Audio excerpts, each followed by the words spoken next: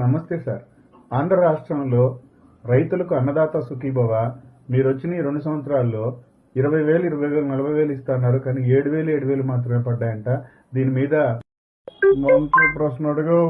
అన్నదాత సుఖీభవ అంటే మనకు గుర్తుకొచ్చేది ముందుగా రైతులంటే రైతులు మన కడుపు నింపేదానికి ధాన్యాన్ని పండిస్తారు, పంటను పండిస్తారు.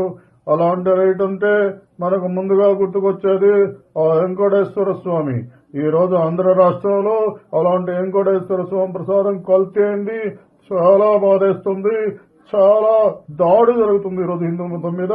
దీన్ని మనందరం కూడా తీవ్రంగా ఖండించాలి. నేను అన్నదాత సుఖీభావ గురించి అడుగుతుంటే సారేంది లడ్డు గురించి మాట్లాడుతున్నారు. నీకేమైనా అర్థమైందా? పోనీ నిరుద్యోగుల గురించి అడగదు సార్. నమస్తే సార్. ఈరోజు మీరు గెలిచిన తర్వాత నిరుద్యోగులకు నెలకు 3,000 రూపాయలు నిరుద్యోగ వృత్తి ఇస్తున్నారు. సంవత్సరానికి 5 లక్షల ఉద్యోగాలు ఇస్తున్నారు.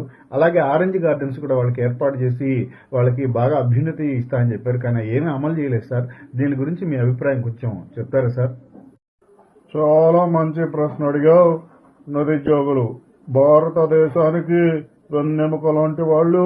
ఈ యువత అందరికి కూడా నిరుద్యోగులకు ఉద్యోగం రాకపోతే సంవత్సరానికి 5 లక్షల ఉద్యోగాలు ఇస్తా ఉన్నాం. అలాగే నిరుద్యోగ భృతి కూడా ఇస్తా ఉన్నాం. ఆరెంజ్ గార్డెన్స్ కూడా ఏర్పాటు చేస్తానని చెప్పాను. అసలు మనకు ముందుగా నిరుద్యోగులుంటే గుర్తుకొచ్చేది ఆ నిరుద్యోగులు ఎంత కష్టపడుతూ పొద్దున్నే లేచి దేవుడా నాకు ఉద్యోగం రావాలని చెప్పి పూజ గదిలోకి వెళ్ళి దీపారాధన చేస్తారు. ఆ పూజ గది అంటే మనకు గుర్తుకొచ్చేది ఆ వెంకటేశ్వర స్వామి. అలాంటి వెంకటేశ్వర స్వామి లడ్డూలో ఈరోజు కల్తీ జరిగింది. అంటే ఆంధ్ర రాష్ట్రంలో హిందూ ధర్మం మీద దాడి జరుగుతున్నది. దీన్ని మనం తీవ్రంగా ఖండించాలి. అప్పుడే నిరుద్యోగులకు న్యాయం జరుగుతుంది. అదేంటి సారు, నిరుద్యోగ వృత్తి ఆరెంజ్ గార్డెన్స్ గురించి అడుగుతుంటే, ఉద్యోగాల గురించి అడుగుతుంటే మళ్ళీ తిరుమల తిరుపతి లడ్డు గురించి మాట్లాడుతున్నారు. పోనీ ఆడబిడ్డ నిధి గురించి అడగదాం సార్. నమస్తే సార్. ఇప్పుడు మీరు అలాగే 18 ఏళ్లు దాటిన ఆడబిడ్డలందరికీ కూడా ఆడబిడ్డ నిధి ఇస్తా అన్నారు, 1,500 రూపాయల నెలకి. అది ఇంకా అమలు చేయలేదు. దాని గురించి మీరు ఏదన్నా మీ యొక్క అభిప్రాయం చెప్పగలరా సార్ మా ప్రేక్షకుల కోసం? చాలా మంచి ప్రశ్న అడిగావు. ఆడబిడ్డలు మనము తల్లిని చాలా గౌరవించాలి. ఆడబిడ్డలకు నెలలో 1,500 రూపాయలు ఇస్తామని చెప్పి మేనిఫెస్టోలో పెట్టాము. అలాగే ఈరోజు ఆడవాళ్ళు అంటే మనకు ముందుగా గుర్తుకొచ్చేది సంస్కృతి సాంప్రదాయం. ఈరోజు దేవుడు నిలబడున్నాడు, ధర్మం 4 పాదాల మీద నడుస్తుందంటే ఆడవారే దానికి కారణం. మనం మాతృదేవోభవ అంటాం ముందు. అందుకని మనకు ఆడవాళ్ళనగానే గుర్తుకొచ్చేది పూజ గది, కట్టుబొట్టు, ఆ మొహానికి పసుపు పూసుకుంటారు. పూజ గది అంటే మనకు మరలా గుర్తొచ్చేది సాక్షాత్తు కలయుగదయం ఆ వెంకటేశ్వర స్వామి. అలాంటి వెంకటేశ్వర స్వామి లడ్డూలో ఈ రోజు కల్తీ జరిగింది. నెయ్యి మొత్తం కల్తీ జరిగింది. ఆడవాళ్ళకి అన్యాయం జరిగింది. కాబట్టి ఖచ్చితంగా ఆడవాళ్ళకి న్యాయం జరిగేలా ఈరోజు పోరాటం చేస్తా ఉన్నాం అని చెప్పి మనం చేసుకుంటున్నాను. ఆడబిడ్డ నిధి 1,500 కూడా తిరుమల లడ్డూతో ముడిపడిపోయి ఉన్నదా ఈ సమస్య కూడా? పోనీ ఈ విషయం గురించి అడగడం సార్. మీరు అధికారంలోకి వచ్చిన 18 నెలల్లోనే 3,10,000 కోట్ల రూపాయలు అప్పు తెచ్చారంట.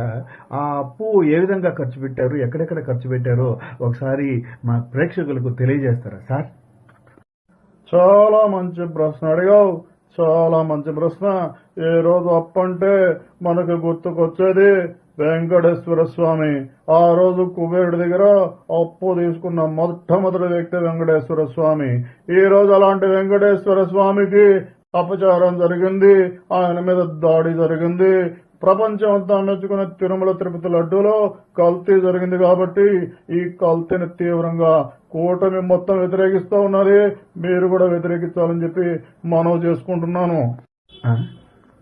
దీని అమ్మా పడవా, ఏదడిగినా ఆవు వ్యాసం మాదిరిన్నది ఆంధ్ర రాష్ట్రం పరిస్థితి. ఇప్పుడు ఏ సమస్య గురించి అడిగినా లడ్డు దగ్గరికే, కల్తీ దగ్గరికే వెళ్ళిపోతున్నారు. పోనీ దాంట్లో దోషులను పట్టుకుంటారంటే పట్టుకోరు. కల్తీ జరిగింది. ఒక నెలలో ఏమో జంతువు కోలు కలిసిందంటారు, ఇంకో నెలలో ఏమో బాత్రూంలో వాడే హార్పిక్ కలిసిందంటారు. కలిపింది ఎవడో మాత్రం ఇప్పటికీ చెప్పడు. ఫ్లెక్సీలో మాత్రం జగనన్న ఫోటోలు, వైవీసీ బారెడ్డి ఫోటోలు వేస్తూ ఉన్నారు. దొంగను పట్టుకునే దానికి ఇంత లేటా?